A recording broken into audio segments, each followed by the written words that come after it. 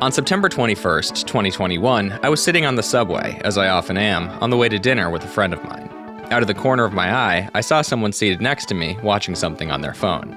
I know now that something was a scene from the first episode of Netflix's Squid Game, specifically the red light, green light scene. Light spoilers for Squid Game for the rest of this video, by the way, if you're into that.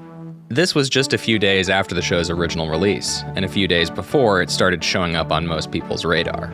At that moment, my initial reaction to seeing a few seconds of the show wasn't terribly positive. The deliberately artificial environment of the scene seemed tacky out of context. In retrospect, it wasn't the best introduction to the series. A few days later, I had my first actual interaction about Squid Game. It came in the form of a text from one of my best friends from high school, who said the following. On Netflix, there's a show called Squid Game. It's basically Korean Battle Royale, with people competing for money in Saw-like kids games. It's a good show, but I'm struck by how much Battle Royale stuff has seeped into culture. Also, it feels too on the nose as a metaphor for stuff. When I finally sat down to watch Squid Game several days after that, it was with these initial impressions in mind. I say all this to establish that, like the overwhelming majority of other people who have watched this show over the last few months, I suspect that my opinion of it is informed by a variety of external factors beyond the show itself. Contrarians beware, this is not going to be a video where I complain about how something popular is not actually that good. Having seen Squid Game, I think it is that good.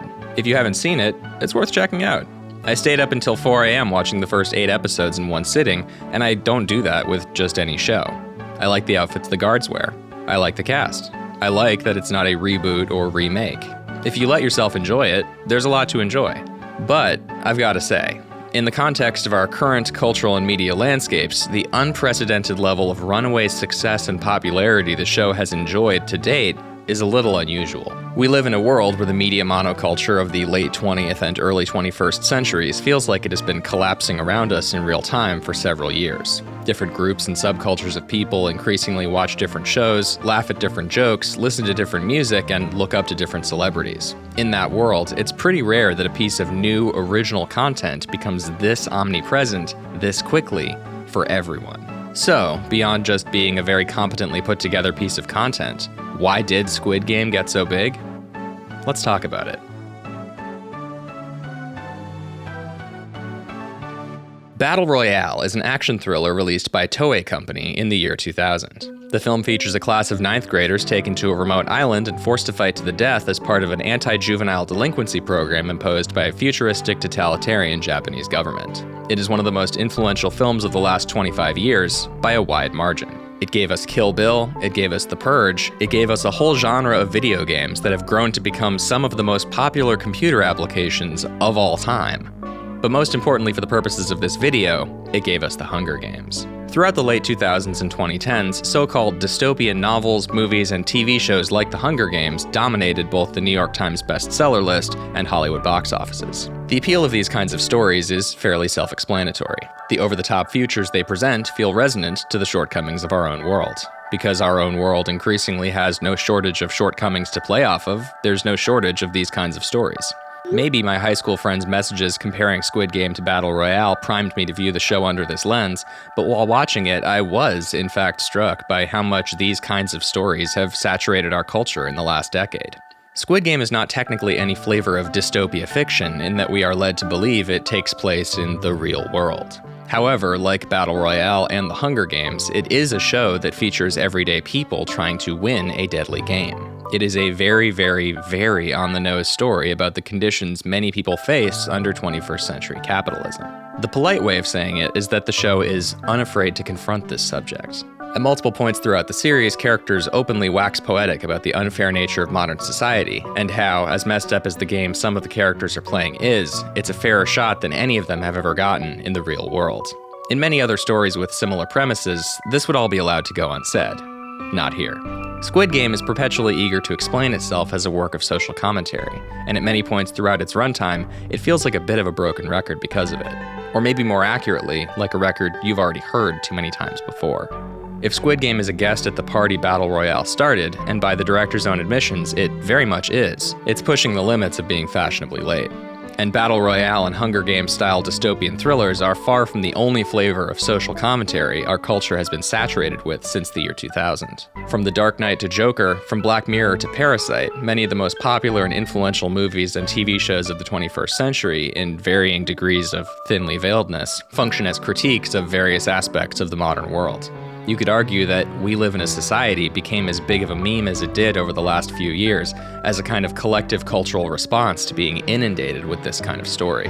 Squid Game is just the most recent entry in a long, long line of what some people might derisively call We Live in a Society stories, and it isn't shy about it. And yet, we love it. As overwritten, overplayed, and overdone as this kind of story has become, as a society, we keep coming back for more of them. We simply cannot get enough.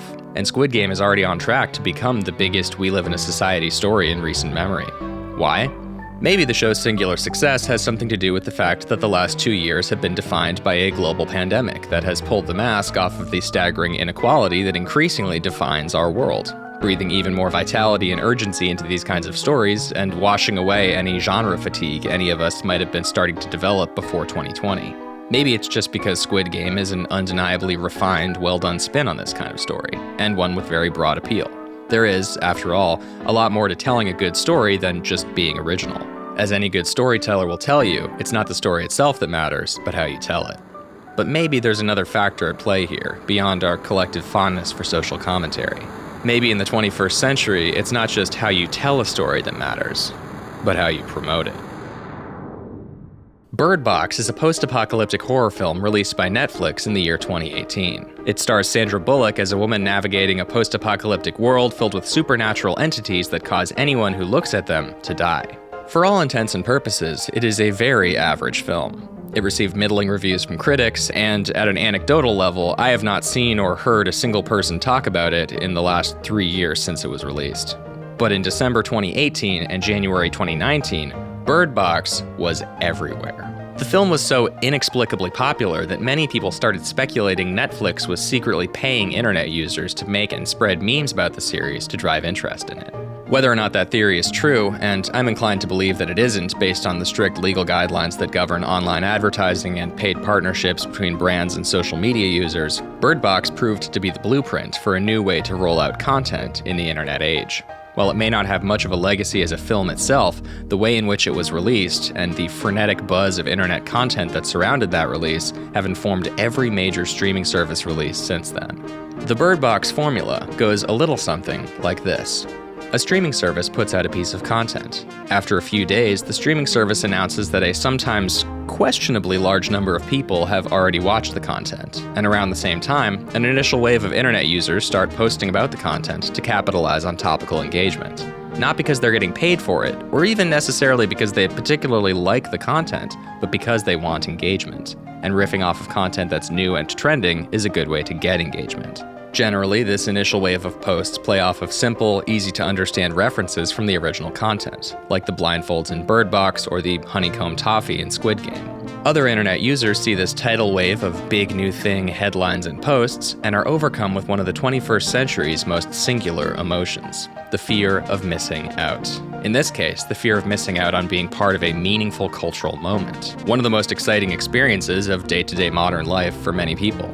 These users watch the content and make more posts about it, and the effect snowballs until the content has gone from being a random direct streaming movie or one-off season of television into a completely inescapable cultural phenomenon. It got people to watch Bird Box, it got people to watch Tiger King, and I have a feeling it got a lot of people to watch Squid Game. Which, based on everything we know about Squid Game, is a little funny.